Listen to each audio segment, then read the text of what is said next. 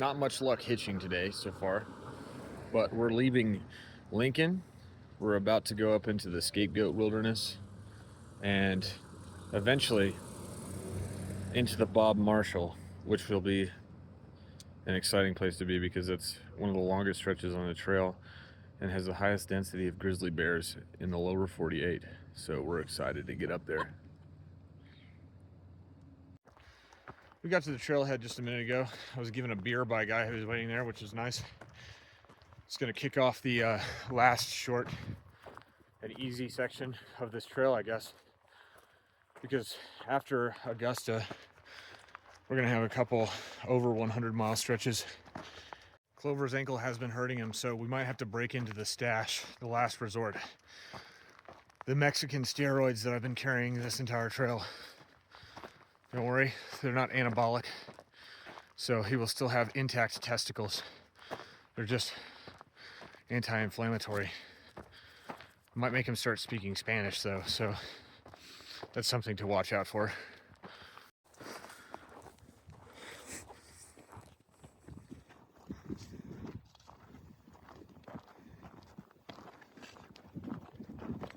It's been a few days since Clover's hiked directly with us, and he decides to tell me that we have 7,000 feet of gain over the next 20 miles, and then promptly lights up a cigarette and smokes it while walking uphill. We are so back. It's good to be back.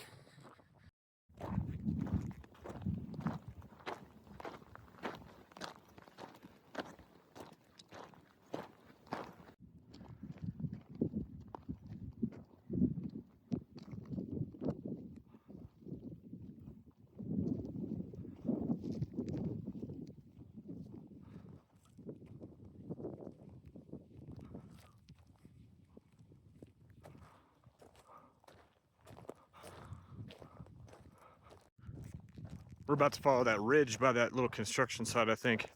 An interesting place to be building a house, if that's what they're doing. I assume it is. Gonna have to add this to the list of cabins that are randomly built on trail here. This one's really clean. Ooh, wow. Very nice. There's a loft up here and everything. Logbooks? Guess I'll stay here. I had one conversation with Clover earlier about slowing down a little bit, and I think we're committed. We're just going to stay here for the next 3 days, I think. Deep they went. I don't think they went very deep. Like, we dug down 3 feet, but you can see there ain't dirt one in this summit. Yeah. Like, it's all just shale. Where's the frost line usually at? Usually like 6 feet. 6 feet, right? I'm going to record this while walking uphill so nobody has the energy to talk.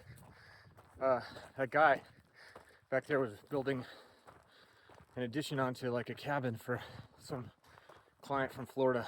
It looked like a really cool place.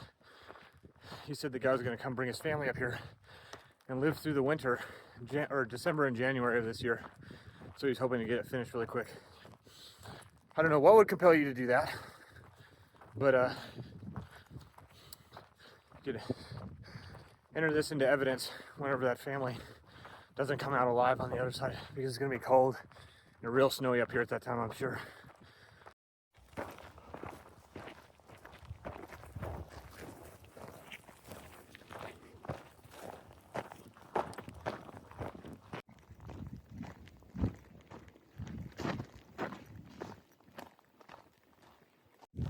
We're kind of jokingly killing time in that yurt back there, and probably will be doing some more of that over the next week or two, because we're getting towards the point of this through hike where plane tickets and figuring out an itinerary to get home are becoming more and more relevant. I actually bought a plane ticket yesterday and then canceled my flight because we're kind of worried about Clover's ankle, so we're just deciding to probably go a little bit slower to give ourselves a little bit of buffer. It's going to be kind of odd to finish this trail too, because Clover, as weird as it is, I don't know that this is unexpected for a lot of people given his personality, does not have a real ID. So he can't fly, and his passport is buried somewhere apparently, so he can't go into Canada and fly with that either. So he's got to take a train or something back. All that really means is I'm likely going to fly out of Calgary. So when we meet, or when we finish this trail at the border, we'll just have to split ways there. We'll say bye at the monument, and I might end up kind of finding my way back from this trip on my own. Also, a lot more people that we know are around a little bit later, so it might be nice to end in a more social crowd, especially because this isn't just the end of a through hike, but it's the end of a triple crown for us. So a couple extra days don't make that big of a difference in the long run, and it might just be a little bit more enjoyable.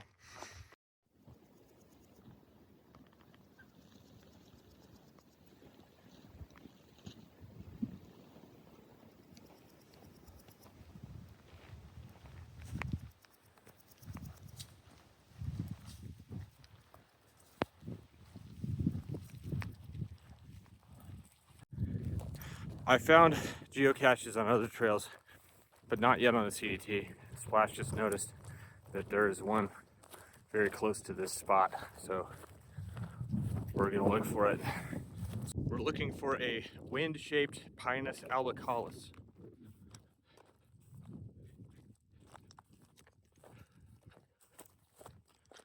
Does it require you to fall off a cliff and get killed? We're 3 feet within it right now. We're close. Right here, there's rocks piled up on top of this. Oh, yeah, it's underneath here. There's an ammo can or something. Yep.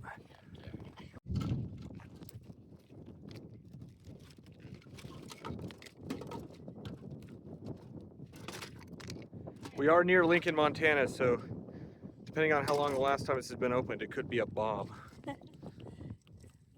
It is just this. There you go.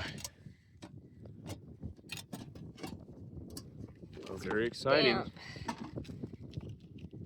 Cute. It is a hell of a spot for a geocache. But unfortunately, like many others I've seen before, people have decided that this is just a trash can.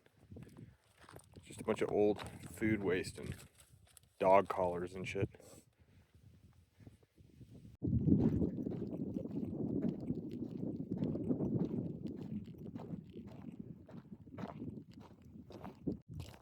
These are some of the best views we've seen in hundreds of miles. It's really smoky, but I can still appreciate it.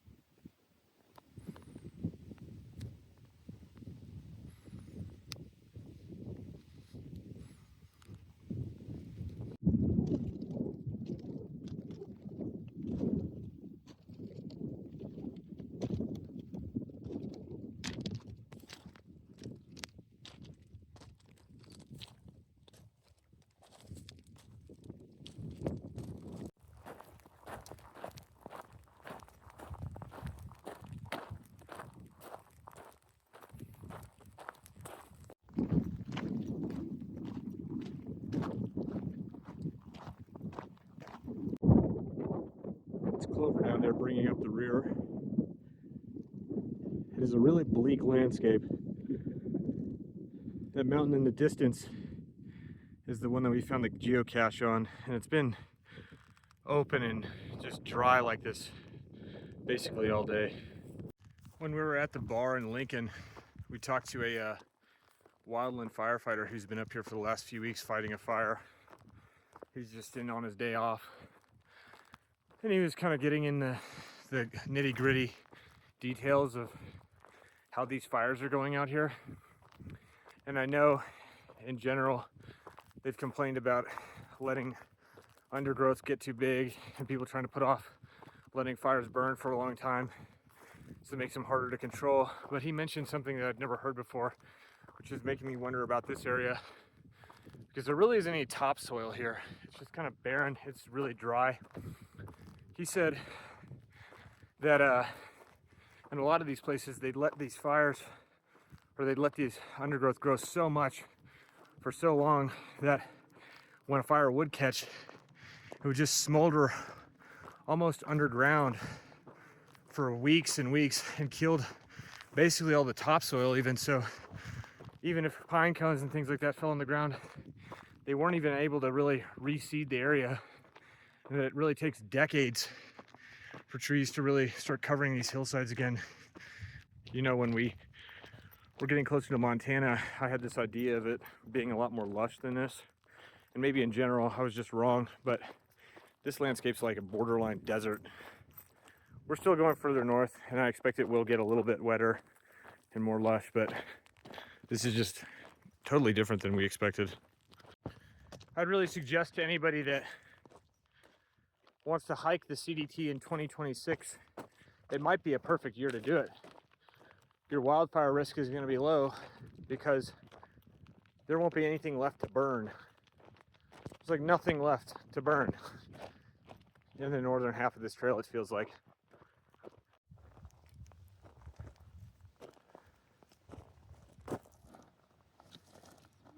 This is a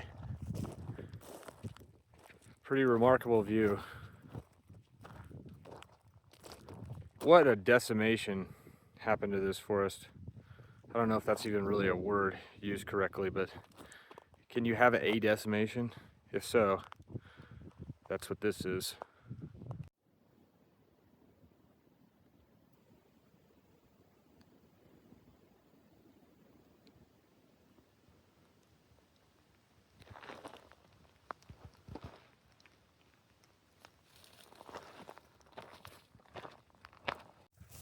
Only took till about 6:30 p.m. to get into some trees. It's a lot nicer in here. The temperature's a lot cooler, and there's actually huckleberries growing around.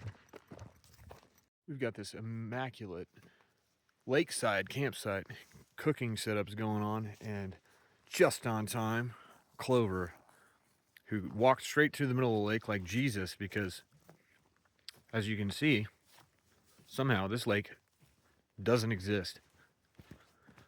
It was here a while ago, supposedly based on comments, but they don't care about us, so we get no water. It looks like a meteor impact more than a lake at this point.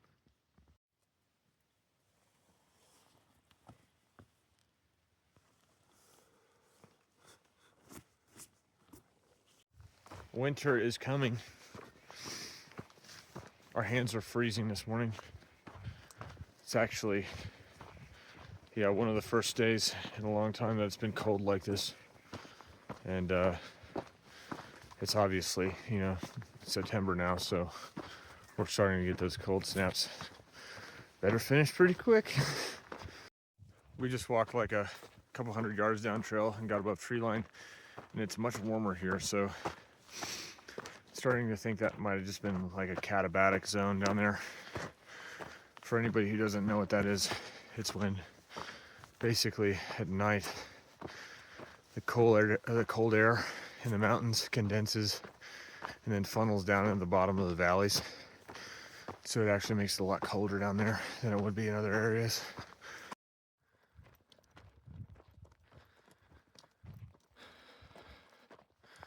Just like that, shedding layers.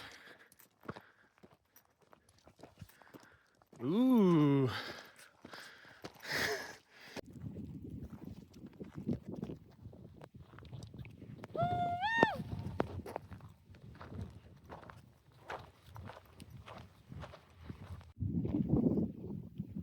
Would assume that's Peppa. A lot of smoke this morning. We're getting closer to the Bob, and there's a big fire in there that's unfortunately going to impact us.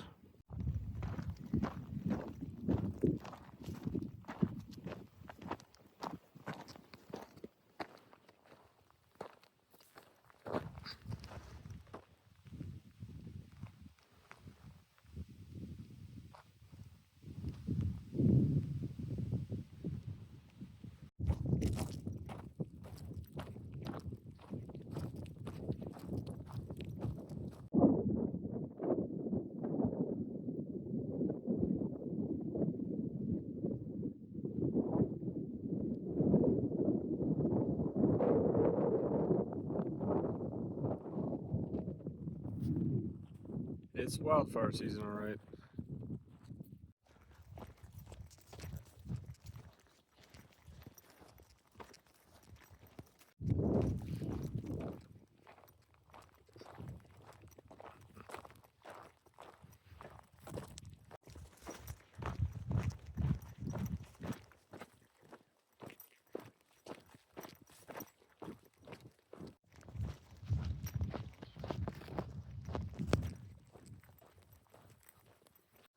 There's an actual substantial stream here. It's the most water we've seen in Montana, I feel like.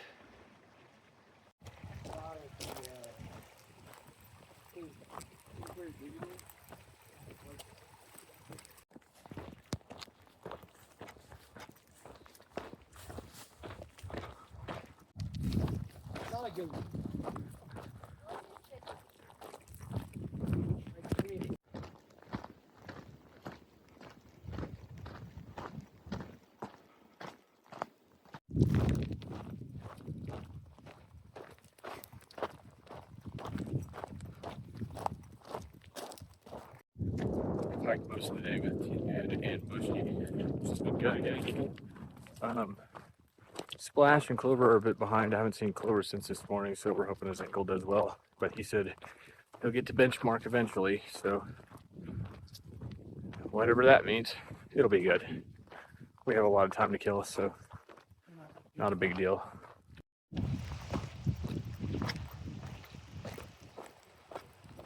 We've only got like 8 miles to go to get to benchmark, but we're camping right here on the bank of this river. It's a really good dinner spot. Kind of a nice bowl surrounding us. We're on the bend of the river. It's been a while since we've been next to a really nice water source like this too. Tin Man here even went fly fishing. I don't know whether he has a license or not, but we don't know his real name, so does that matter? He didn't catch anything. He wasn't good enough, so.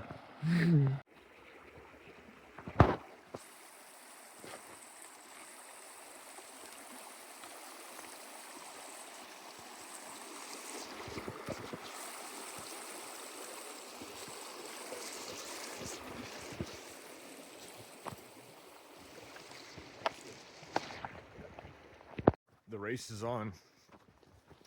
Since we're so close to this hitching spot from Benchmark Ranch, and there are like 7 of us trying to get into town, there seemed to be this unspoken understanding that whoever got there first would likely have the best chance of getting a ride. So I woke up this morning earlier than usual at like 6, maybe a little bit earlier, and half the camp was already gone. Not even packing up, just gone. So that's the way it breaks sometimes. It's pretty funny. There's like a little bit of light competition there. But now I'm on the trail by myself, hoping to catch up to some of them. Benchmark is a remarkably difficult place to hitch to and from what I understand, so the effort makes sense. It's a beautiful little stream valley here, though. It's going to be a nice little walk along this basically the entire morning, from what I understand.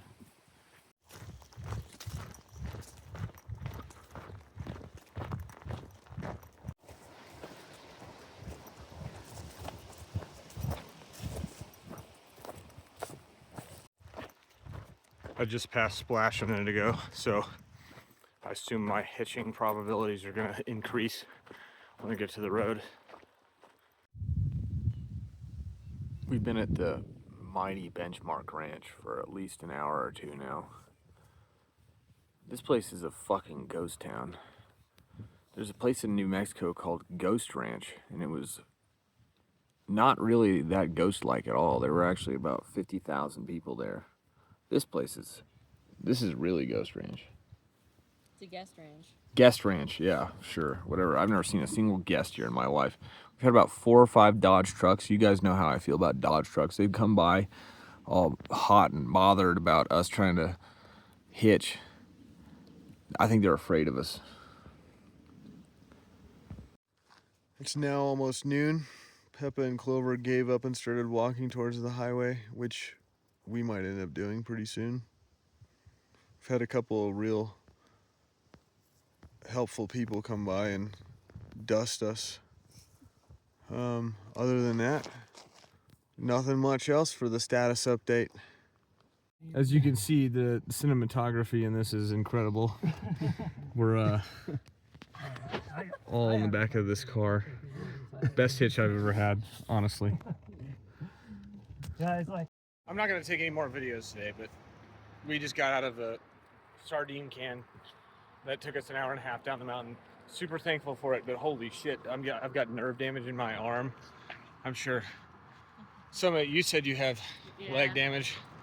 Tin Man back there's probably got one less testicle or something, but good hitch overall.